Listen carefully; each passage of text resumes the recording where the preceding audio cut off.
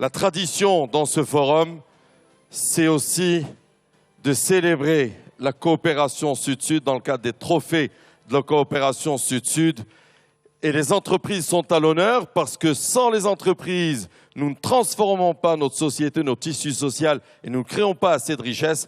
Et c'est le moment de les célébrer. Je voudrais, mesdames, messieurs, avant d'accueillir tous les membres du jury qui ont travaillé pour nous permettre de découvrir qui sont les gagnants cette année, accueillir la présidente du jury pour son allocution, Madame Mariam Ben Salah, présidente de la CGM.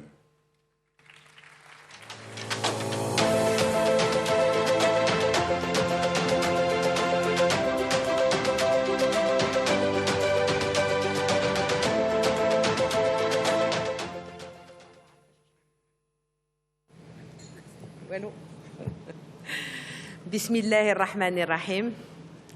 Excellence, Monsieur le Président du Burkina Faso, Monsieur le Président de Tijari Wafa Bank, notre hôte pour ce forum, Monsieur le Ministre, Monsieur le Président de la SNI, chers collègues, chers amis.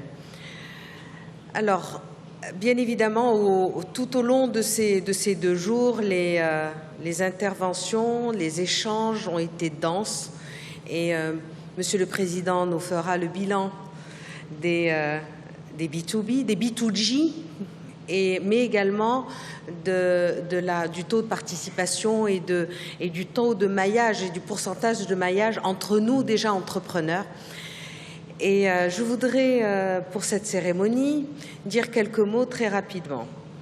Cet événement, qui a 5 ans aujourd'hui, a toujours associé le secteur privé dans la démarche d'abord de l'inclusion. Nous parlons de croissance inclusive, mais comme je vous disais hier, la bonne gouvernance. Donc nous avons toujours fait partie de la plateforme créée autour de cet événement. Alors l'entreprise, le rôle de l'entreprise, nous avions il y a quelques années décidé que les entrepreneurs devaient honorer les autres entrepreneurs qui arrivent sur le marché du business, si je puis m'exprimer ainsi, et de pouvoir les primer. Nous avons constitué avec mes consoeurs et confrères du continent africain un club, mais pas de façon péjorative, mais vraiment un club vertueux où nous dépassons nos propres frontières, où nous dépassons nos propres a priori, où nous devenons un jury indépendamment de la banque, je tiens à le préciser, puisque tous ne sont pas forcément, si vous m'excuserez, Président, clients de la banque, mais probablement des prospects, j'en suis certaine, qu'à l'issue de ce forum, vous aurez encore plus de membres. Mais cela étant dit, donc d'une façon complètement indépendante, nous nous réunissons. Nous avons eu une shortlist déjà, parce qu'il y a des équipes derrière qui profilent sur les différents projets. Les critères d'éligibilité sont de l'ordre de 6. Il y en a plusieurs au départ, mais disons sur la shortlist, il y en a 6. Et il y a eu 28 projets qui ont été donc sélectionnés. Sur les 28, il y en a eu 3 qui vont être primés. Mais le mot primé ne veut pas dire qu'il y a un gagnant ou un perdant. Et c'est ça un petit peu le monde dans lequel nous vivons, c'est celui de gérer le risque quand on entreprend. Eh bien, même les 25 autres et les centaines d'autres qui n'ont pas été sélectionnés ont à un moment ou à un autre pas répondu aux critères d'éligibilité. Mais ça ne veut pas dire qu'ils ne sont pas des projets qui ne réussiront pas. Ce que je voudrais dire, c'est que ces 3 projets-là ont répondu à 2 critères qui me sont chers et aujourd'hui, enfin, en tant que présidente et avec mes collègues, nous sommes tous d'accord. D'abord, celui de l'impact social du projet. C'est fondamental, nous l'avons vu tout au long du forum, que l'impact social est important pour les entrepreneurs. Les entrepreneurs, ils vivent dans leur écosystème. on n'entreprend pas seul, on entreprend avec nos partenaires. Ce sont nos employés, ce sont nos banques, ce sont l'administration, mais c'est également le microcosme dans lequel nous vivons, nos fournisseurs, la zone dans laquelle nous vivons. Il y a des écoles, il y a des routes, il y a des élus, et c'est tout cet écosystème dans lequel nous vivons qui est important. Et ce que je voudrais dire, donc ce critère-là est fondamental pour nous, et il y en a eu donc 3 qui se sont démarqués sur ce critère-là. Le deuxième critère, c'est celui de la région. Et vous voyez, hier, dans mon intervention, j'avais parlé de 5 piliers pour parler de croissance inclusive. Le premier pilier, c'était la bonne gouvernance, le capital humain, le doing business. La région arrivait donc en dernier critère. Et la région, mais last but not least, comme on dit. Alors, ces jeunes entrepreneurs, et moins jeunes, ont pensé out of the box en disant comment on peut produire, avoir une idée dans un pays, avoir l'accompagnement financier de la réalisation de ce projet, mais en même temps essayer de le développer sur 2 ou 3 autres pays de la région. Parce que ces autres pays-là ont un potentiel, que ce soit en termes de marché, en termes de compétences, en termes de logistique et tous les différents critères qui font qu'un projet est pérenne, viable et soutenable. Donc voilà, 3 projets qui sont retenus. Je voudrais, en votre nom, remercier mes confrères et consoeurs qui se sont prêtés à l'exercice et qui l'ont fait de bon cœur et en donnant beaucoup de leur temps et également beaucoup ils ont partagé avec la plupart des lauréats, nos expériences pour essayer de rendre ces projets soutenables et pérennes. Merci et je vous prie de les applaudir. Merci et d'applaudir beaucoup. Et les lauréats et les membres du jury. Merci beaucoup. Merci Madame la Présidente. Venez à mes côtés, vous allez rester à mes côtés. Je vais maintenant proposer aux différents membres du jury de se joindre à nous. Je voudrais les nommer et les accueillir. Monsieur Birahima Nakoulma, président du Conseil national du patronat burkinabé. Je vous demande d'applaudir les membres du jury, mesdames, messieurs. Monsieur Paul Obambi, président de la Chambre de commerce, d'industrie, d'agriculture et des métiers de Brazzaville au Congo. Monsieur Guy Mbengue, directeur général d'Apexi, administrateur et président du CGECI en Côte d'Ivoire. Monsieur Antoine Gomme, vice-président du Conseil national du patronat du Sénégal. S'il vous plaît, Monsieur Gabriel Nougou, administrateur général de la zone économique spéciale du Gabon.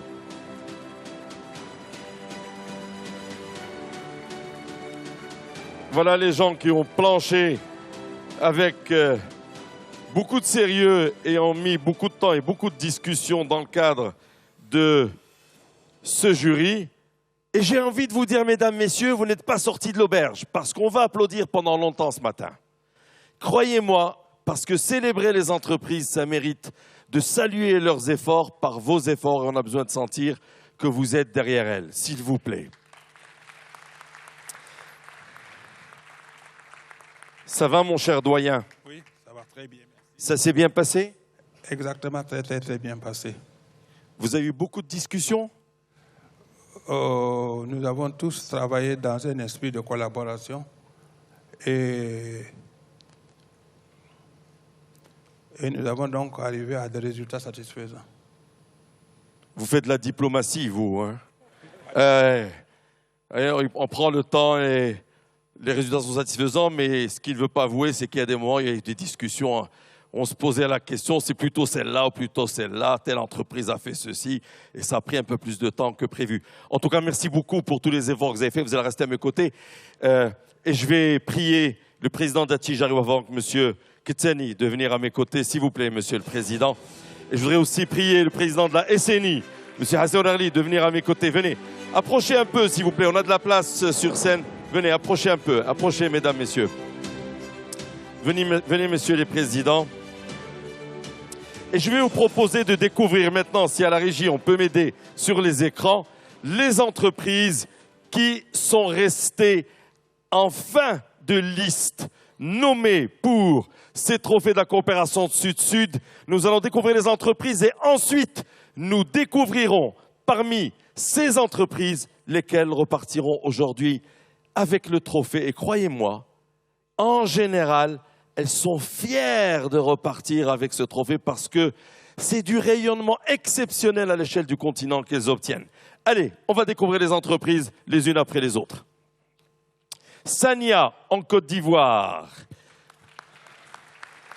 Alors Sania produit et commercialise en Côte d'Ivoire et dans la sous-région de l'huile de palme raffinée sous la marque Dinor, Palme d'Or et Dora, de la margarine sous la marque Saint-Avé et Delicia, ainsi que des produits dérivés, entre autres la stéraïne et acide gras, vendus pour l'addition de produits cosmétiques et les leaders sur le marché de la Côte d'Ivoire, du Mali et du Burkina.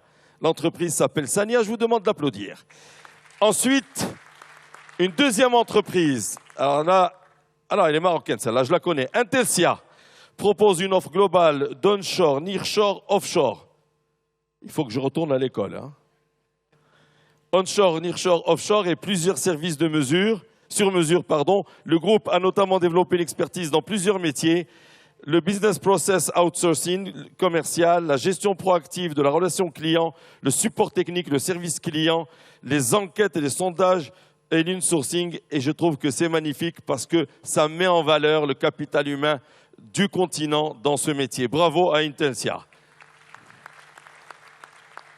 Alors nous avons toujours en lice une entreprise qui, elle, est tunisienne, si je ne me trompe pas, la troisième qu'on a sur la liste, oui c'est bien ça, qui s'appelle Lila. Lila est spécialisée dans la production d'articles hygiéniques, fabrication de couches bébés, serviettes féminines, couches adultes, lingettes, articles papier. Leader en Tunisie, la société est cotée en bourse et renforce sa présence au Maghreb à travers l'implantation d'unités industrielles et commerciales.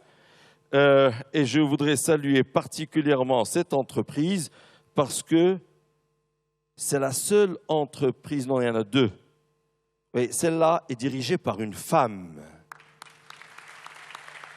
Ouais. Je regarde sur ma liste et c'est important. Hein. On va passer à l'entreprise suivante, s'il vous plaît. Et les Maliennes. Est-ce qu'ils sont là, les Maliens? Je ne sens pas les applaudissements pour le Mali. Ah, oui. Oui. Ça va, mon frère? Merci d'être venu célébrer avec nous les entreprises. Kama est un groupe industriel spécialisé dans l'installation de réseaux d'électricité, la réalisation d'ouvrages électriques, la distribution du matériel électrique et la construction. Le groupe s'est également diversifié dans le remplissage et la distribution du gaz butane, le transport de marchandises et le commerce en général. Bon vent à Kama. On va passer à la suivante. C'est une entreprise marocaine, HPS.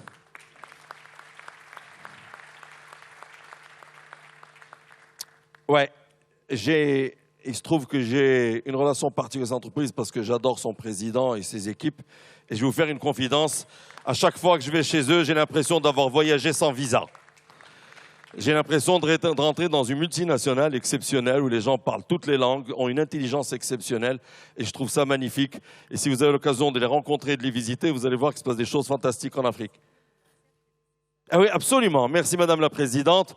Le président de cette entreprise a été aussi président du patronat marocain pendant un moment. Et vous voyez bien, ça l'a conservé dans de bonnes conditions. Il continue à faire du business et ça fonctionne bien. Oui, Madame la Présidente, c'est rassurant pour l'avenir. Alors, HPS est un groupe spécialisé en développement de solutions de paiement électronique multicanal, dont PowerCard. HPS est aujourd'hui présent sur 4 continents et ses clients, qui sont en général des banques, opèrent dans plus de 85 pays en Europe, en Asie, au Moyen-Orient, en Afrique et aux Amériques. Bravo! Je ne sais pas s'il y a leur président parmi nous, mais je le salue et à travers lui, l'ensemble de ses équipes. Nous allons passer à la suivante, qui est l'entreprise ivoirienne Yeshi Group. Groupe industriel distribution diversifié, Yeshi Group intervient dans les matériaux de construction, l'équipement domestique, l'automobile, les véhicules industriels ainsi que l'agroalimentaire, café, cacao, anacarde. Le groupe détient également les participations dans divers secteurs d'activité. Mes salutations aux équipes de Yeshi Group. Et Pour clore cette liste des nommés à ce stade-là, avant de connaître les 3 gagnants, une entreprise qui nous vient du Cameroun, Fuku Fauberg. Bon, les Camerounais n'ont pas l'air d'être très nombreux, là. Hein.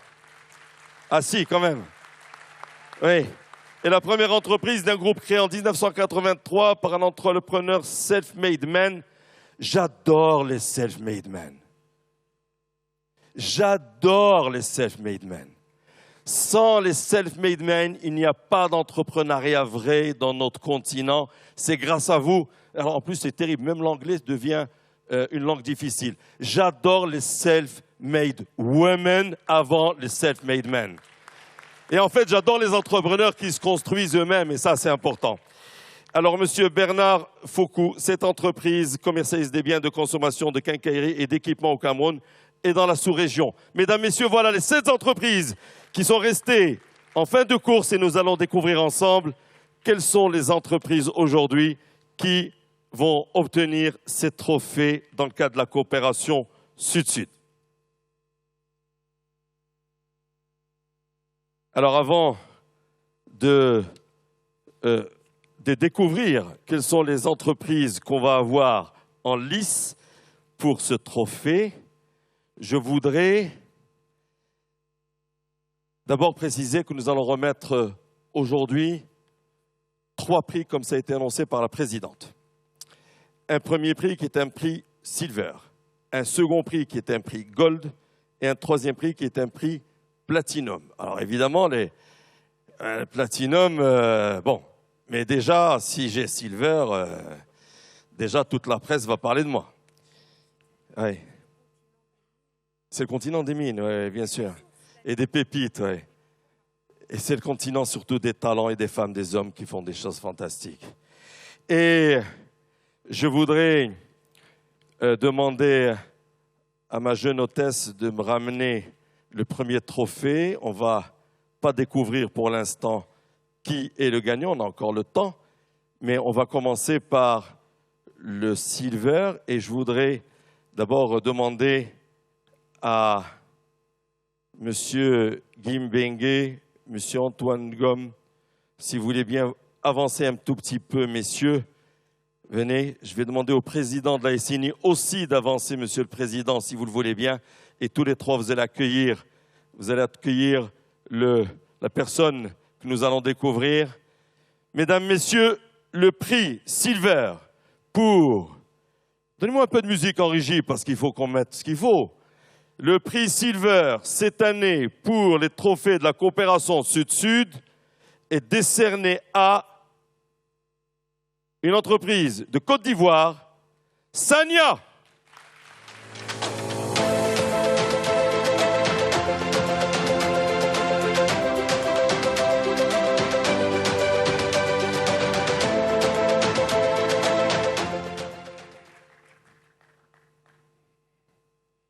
Venez, monsieur. Ça va bien? Très bien. Je vous laisse saluer.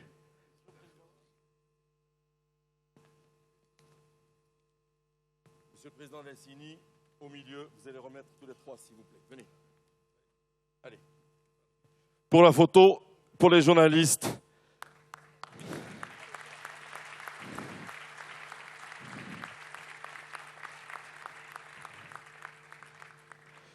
Félicitations. Ah ouais.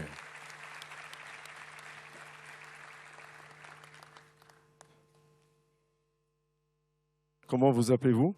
Je m'appelle Alassane Doumbia. Et vous êtes le dirigeant, le président du conseil d'administration? Je suis le président du conseil d'administration du groupe TIFCA, qui est la maison mère de Sania. Il est vachement jeune, ce gars. C'est pas possible d'être... C'est terrible, là. Ils me battent, les gars. Ça me met la barre trop. Combien vous avez d'employés? Environ 30 000 employés à travers l'Afrique de l'Ouest. J'adore ces chiffres en dizaines de milliers. J'adore ces chiffres en dizaines de milliers. Quels sont les secteurs dans lesquels vous êtes dans votre groupe? Alors, nous sommes le numéro 1, je peux le dire, dans le caoutchouc naturel, dans l'huile de palme et le sucre. Quels sont les défis que vous avez, que vous devez relever, sur lesquels vous mobilisez vos équipes? Alors, la sécurité alimentaire, nous y travaillons. La croissance inclusive, bien sûr. Et puis surtout, M. Zinsou a dit tout à l'heure quelque chose, c'est le financement. On a un accès au financement qui est relativement difficile dans nos zones. Or, si on veut une croissance, si on veut développer nos activités, il faut évidemment du financement. Merci beaucoup. Je voudrais vous poser une toute dernière question. À qui vous dédiez ce trophée? Je dédie ce trophée à la Côte d'Ivoire et à nos, bien évidemment à nos prédécesseurs qui étaient nos parents qui ont développé ces activités. Voilà. Et surtout aux travailleurs de Sania qui ont œuvré pour tout ça. Félicitations. Merci beaucoup. Restez à nos côtés. Mettez-vous là. Bravo. Nous allons découvrir maintenant le prix. J'aime bien cette ambiance. Vous êtes d'accord, hein? C'est sympa. Si on pouvait passer notre vie qu'à remettre des trophées, ça serait génial, hein? Nous allons maintenant découvrir quel est le prix Gold. Et pour cela, je vais demander à l'hôtesse de venir avec le prix. Je vais demander aussi à Monsieur Nakoulma de s'avancer, si vous voulez bien. Je voudrais demander à Madame la Présidente aussi de s'avancer. Et je vais demander à Monsieur Obampi, voilà, s'il vous plaît. Mademoiselle, vous allez vous approcher. Et nous allons découvrir ensemble qui est le prix Gold cette année. Il s'agit d'une entreprise du Maroc, HPS.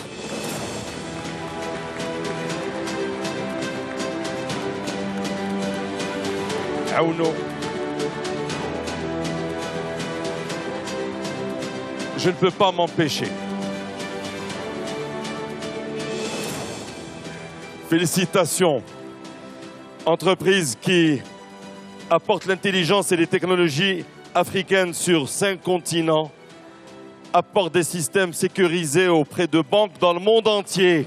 Quand vous imaginez qu'en Allemagne, qu'aux États-Unis, qu'en Asie, qu'en Amérique du Sud, là où les gens sont les plus avancés, c'est cette technologie qui est utilisée. Permettez-moi d'exprimer ma fierté, je trouve ça merveilleux. Mon cher Si Mohamed, attends. On ne ressort pas de la maison quand on y est rentré si facilement. Ça va? Très bien. C'est un énième trophée. Est-ce que quand on reçoit beaucoup de trophées, on est un jour blasé? Non, sincèrement, ce trophée a un goût exceptionnel. Nous avons eu pas mal de trophées à l'échelle internationale. Je rappelle que HPS fait partie du top 5 au niveau mondial. Mais le dernier prix que nous avons gagné, c'était à Singapour, en tant que fournisseur de la solution de lutte contre la fraude, la meilleure solution dans le monde. Mais ce trophée-là, il a un goût exceptionnel parce qu'il ne s'agit pas de, je dirais, de primer la technologie, mais de primer une action donc, qui consiste à développer la coopération Sud-Sud. Donc c'est vraiment un prix qui a beaucoup de valeur pour moi et pour mes équipes. Vous fournissez des solutions dans 85 pays, je l'ai dit tout à l'heure. Vous êtes physiquement présent dans combien de pays? Nous sommes présents dans 5 pays. Et nous sommes présents d'une manière indirecte pratiquement dans tous ces pays parce que nous avons des partenaires partout. Je voudrais aussi préciser que sur les 85 pays, nous comptons 39 pays en Afrique. Donc nous sommes numéro 1 mondial en Afrique. Et je voudrais aussi partager avec vous ce que m'inspire cet état des choses. C'est vrai que l'Afrique doit faire confiance à l'Afrique. Et c'est le cas aujourd'hui, puisque tous ces pays-là nous ont fait confiance. Ils ont fait confiance à une technologie africaine. Mais cette confiance n'est pas exclusive. D'autres pays dans d'autres continents nous ont également fait confiance. Et je pense que le message à retenir, c'est que la confiance, ce n'est pas un droit. La confiance s'obtient par le mérite.